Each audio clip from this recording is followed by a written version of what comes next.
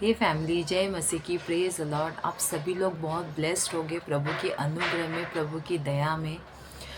मैं आप लोगों के साथ परमेश्वर का बहुत ही सामर्थ भरा वचन शेयर कर रही हूँ। मत्ती 26 उसका 41 वचन कहता है कि जागते रहो और प्रार्थना करते रहो ताकि तुम परीक्षा में ना पड़ो। तो मैं ये वचन में इसलिए आप लोग के साथ शेयर कर रही हूँ कि आप लोग को भी पता है कि जो समय आ रहा है वो अच्छा नहीं है ना। हमें जितना हो सके हमें ज़्यादा से ज़्यादा हमें परमेश्वर की उपस्थिति में जाना है, हमें प्रार्थना करनी है ना। तो आप सभी लोगों को ये चीज़ तो पता होगा कि जिस रात प्रभु यीशु मसीह पकड़वाए गए उस रात वो भी प्रार्थना कर रहे थे और उन्होंने भी अपने चेलों से कहा था कि तुम भी प्रार्थना करो। लेकिन जब वो प्रार्थना करके आए तो उनके चेले सो रहे थे। सोचिए ना, अगर जो परीक्षा पतरस के साथ हुआ, पतरस ने 3 बार प्रभु यीशु मसीह को नकारा कि मैं नहीं जानता। ज़रा सोचिए कि अगर वो प्रार्थना में होता तो क्या वो परीक्षा में पढ़ता?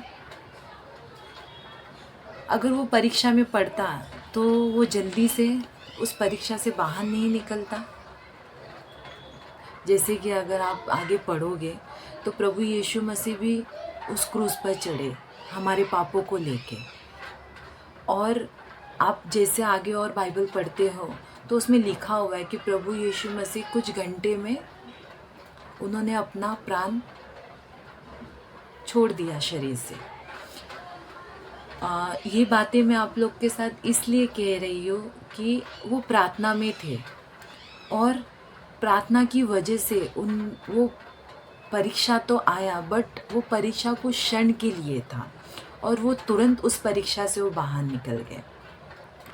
वैसे हमारे जीवन में भी बहुत सी परीक्षाएं आती है, चाहे वो फाइनेंस हो, चाहे वो बीमारी हो, चाहे वो कलेश हो, एक्सेट्रा, जो भी हो। अगर हम रात जगते हैं और हम प्रार्थना करते हैं, परमेश्वर की उपस्थिति में हम जाते हैं, अपने निवेदनों को लेकर हम जाते हैं, तो क्या परमेश्वर हमारी प्रार्थनाओं को नहीं सुनेगा? ऑफकोर्स सुनेगा वो हमारी प्रार्थनाओं को, क्योंकि उसने तो कहा है कि मैंने तुमसे बहुत प्रेम किया हुआ है। तो अगर हम परमेश्वर की उपस्थिति में बैठ रहे हैं, हम रात जग रहे हैं और हम प्रार्थना कर रहे हैं, तो क्या परमेश्वर हमारी प्रार्थनाओं को नहीं सुनेगा? सोचिए ना, जब हम एक बुरे माँ बाप होने के बावजूद भी अगर हम अपने बच्चों को अच्छी वस्तुएं दे सकते हैं, तो क्या हमारा स्वर्गीय पिता हमें नहीं देगा? उसने तो ऑलरेडी साबित कर दिया है, उसने तो ऑलरेडी कह दिया है कि मैंने तुमसे इतना प्रेम किया कि मैंने अपने एक लौते पुत्र को कुर्बान किया। तो ज़रा सोचिए ना आप लोग कि रात जगना, प्रार्थना करना हमारे लिए कितना इम्पॉर्टेंट है। मेरे जो पास्टर जी है वो कहते हैं कि जैसे तन ढकने के लिए कपड़ों की ज़रूरत होती है, वैसे ही हमारे जीवन में, हमारे आत्मिक जीवन में प्रार्थना, उपवास, वचन उतना ही इम्पॉर्टेंट है हमारे लाइफ में। आप लोग को पता है कि शैतान सिर्फ परमेश्वर के वचन से डरता है, क्योंकि शैतान भी एक समय स्वर्गदूत हुआ करता था और उसे अच्छे से पता है कि परमेश्वर का वचन क्या कहता है। परमेश्वर का वचन सच में 2 धारी तलवार है। अगर हम रात जगते हैं और प्रार्थना करते हैं तो आप अपना एक प्रेयर डायरी बनाइए, उसमें आप लिखिए कि आपको कौन से विषय में प्रार्थना करनी है। आप अपने फैमिली के लिए प्रार्थना कीजिए, अपने बच्चों के लिए प्रार्थना कीजिए, आप अपने पास्टर के लिए प्रार्थना कीजिए, अपनी कलीसिया के लिए प्रार्थना कीजिए।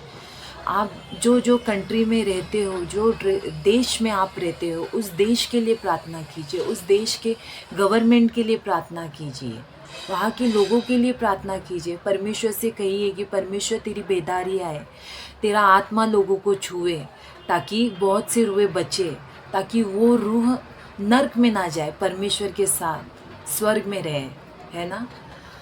और जितना भी हमारे जीवन में नाना प्रकार के जो परीक्षा है, जो जो परेशानियां है, वो सिर्फ प्रार्थना से जाएगी, वो सिर्फ उपवास से जाएगी।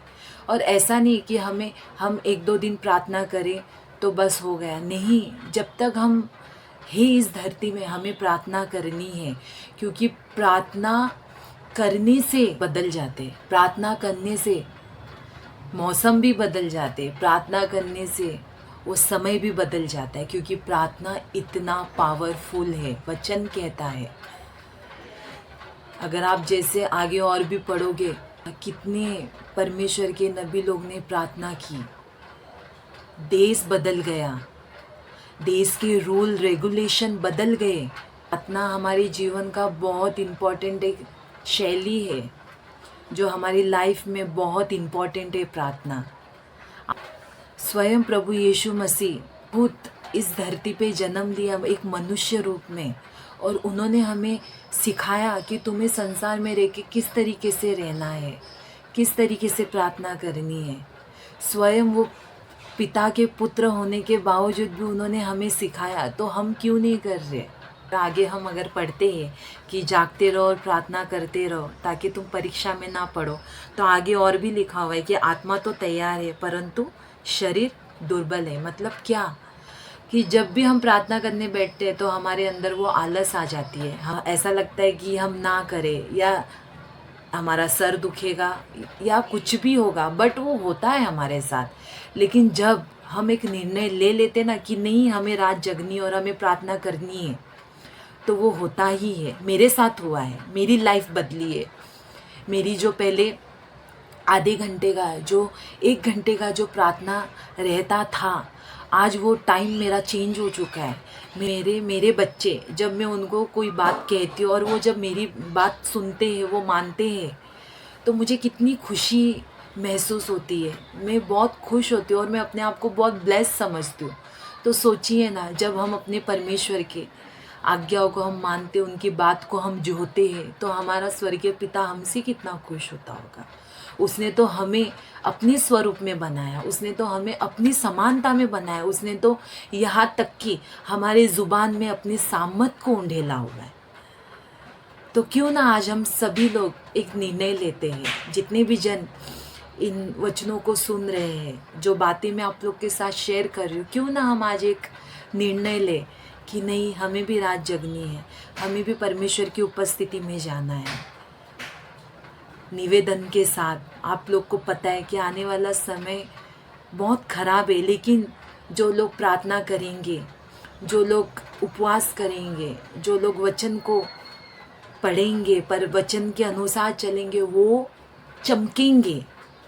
मेरे पास्टर कहते हैं कि वो चमकेंगे। यही बातें मुझे आप लोग के साथ शेयर करनी थी, चल पाई हो। तो मेरी आप लोगों से यही निवेदन है कि आप लोग भी अपनों के लिए प्रार्थना कीजिए, अपने फैमिली के लिए प्रार्थना कीजिए, अपने देश के लिए प्रार्थना कीजिए, अपने पास्टर के लिए प्रार्थना कीजिए। हमारे पास्टर ही हमें सिखाते, परमेश्वर ही वो अगवा देता है ना, जो हमें चरा सके। वचन कहता है ना कि मैं अपने मन चाहे अनुकूल चरवाहे दूंगा जो तुम्हें चरा सके। तो प्लीज़ आप सभी लोग प्रार्थना कीजिए, परमेश्वर के वचन को पढ़िए, उपवास कीजिए, प्रार्थना कीजिए, परमेश्वर की उपस्थिति में जाइए, अपने निवेदन को लेके जाइए, पर्सनल डायरी बनाइए प्रार्थना का। आप लोगों से जो भी बातें शेयर किया है, प्लीज़ इन बातों पे आप चलिए, और इन जो वचन मैंने आप लोग के साथ शेयर किया है, प्रभु आप सभी को बहुत ब्लेस करे, आशीषित करे, आपके जीवन में परमेश्वर कार्य करे। और आप लोग मुझे कमेंट ज़रूर कीजिए। अगर आप लोग को प्रार्थना की भी ज़रूरत है तो आप प्लीज़ मुझे कमेंट कीजिए। आप लोग के लिए मैं क्या प्रार्थना करूं, आप लोग ज़रूर बताइए, ताकि मेरा जो पर्सनल प्रार्थना का जो डायरी है, उसमें मैं आप लोग के प्रार्थना, आप लोग के नाम के साथ मैं प्रार्थना करूंगी। आप लोग जो मुझे इतना सपोर्ट करते हो, जो इतना प्यार देते हो, उसके लिए थैंक यू वेरी मच। और फैमिली, गॉड ब्लेस यू। सभी को जय मसीह की। Bye family.